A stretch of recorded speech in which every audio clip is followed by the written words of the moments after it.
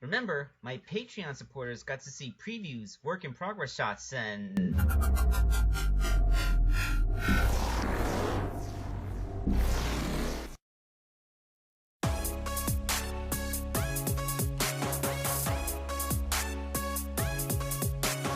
Let us begin the commission for Chris. This is Infinite, a figure that I've made before, but has just found a way to come back. The recipe is very similar to the last Infinite, you know, werehog hair, upper torso of a Sonic, Free Rider Sonic shoes, and the rest of them is Shadow. So let's get started with the head. Cut off the werehog spines and make the head nice and round. Sculpt on a little bit of Infinite's facial features like his cheek tufts and his different shaped nose.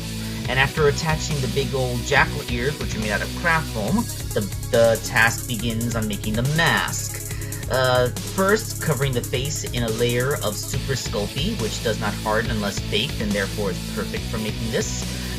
Putting the actual mask on, which is made out of epoxy sculpt. This time, I made sure to get the shape of the ears right. Instead of pointing more outwards, they're more swept back and come closer to the forehead. This, of course, once hardened, is carefully removed to make a mask that is a removable accessory.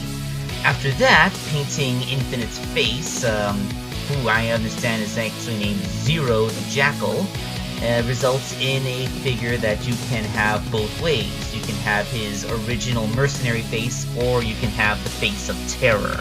The Shadow figure was of course flawed and inferior, as usual. Jazzwares accidentally made this figure with 2 left legs. But that's fine, since I'm putting him into new feet I was able to work around it by recarving the ankle holes. And of course, with the resculpting to make the Free Rider shoes into Infinite shoes, you get a pair of Infinite's legs.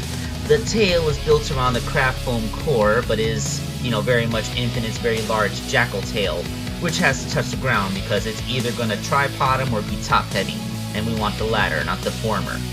The upper torso was, as I said before, is Sonic's. I added a bit of craft foam to be the hair coming off the back of his shoulders, and painted around, although the chin mostly covers that part up. On the back you can see those 3 stripes that he has, which make him kind of reminiscent of a skeleton, like that looks almost like a rib cage. Everything about this guy is grimdark and edgy, even his fur pattern. That weird little Velcro strap added to the back of his gloves, we are ready to construct Zero the Jackal. Yes, the Phantom Ruby is permanently attached to his chest, because I couldn't really figure out a way to remove that thing without making an obvious peg hole. But yeah, you have a very nice, effective Jackal Mercenary, and with the simple addition of a mask, you have Infinite, the face of terror, the tool that helped Eggman conquer the planet, and actually succeed at this task. So yes, look around you and tell me what you really see.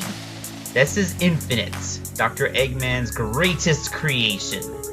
You do not want to get into a conflict with him, because he has taken out everybody who's ever faced him. At least at that first time, you know, like, you get a little bit better each time you fight him, but yeah, Infinite's a pretty tough guy. He did learn quite a lot when he got his ass beat by Shadow, didn't he? Alright, so let's put in this image of him summoning up a force of a bunch of custom villain figures that I made. And before we conclude this video, there is one thing that we need to get to, so let's drop the music and go into live action mode.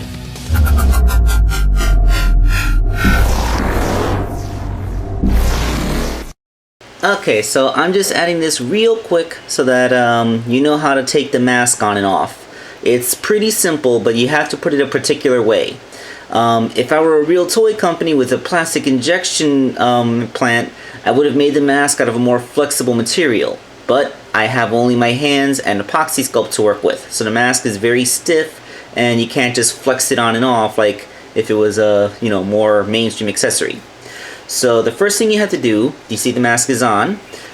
It's mostly held in place by molding around the ears. I chose this because the ears are actually the most flexible part since they're made out of foam.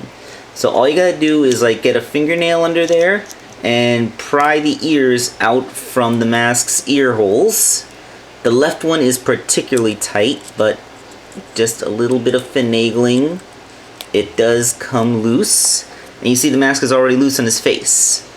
So then you just kind of bring it down, and you carefully get it past his cheek tufts.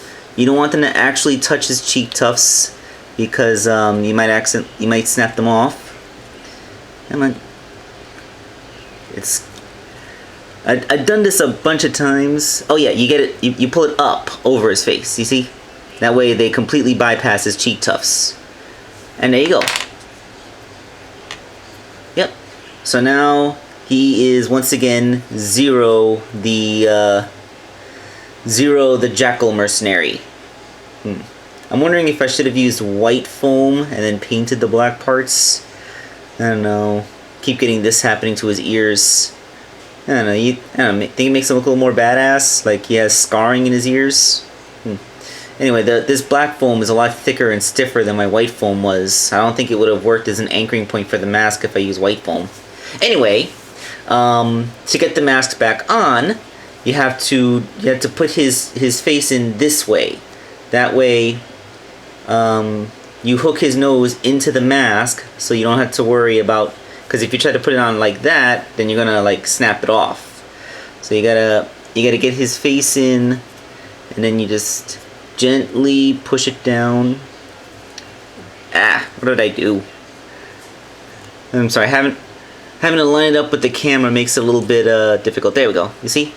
You just get his nose in there, and then you gently bring it down past his temples. Then you tuck his ears into the mask ear holes to hold it steady, and boom, Infinite's wearing his mask again. So that is how you take this accessory on and off without damaging anything. Alright,